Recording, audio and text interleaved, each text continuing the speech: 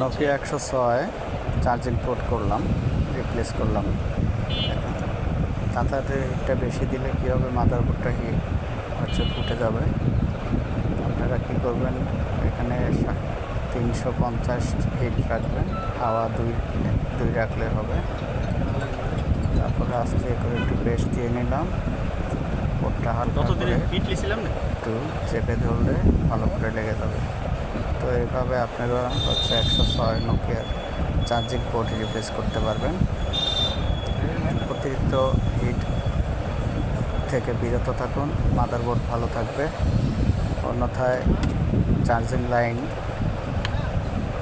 Line disconnect হয়ে যেতে পারে।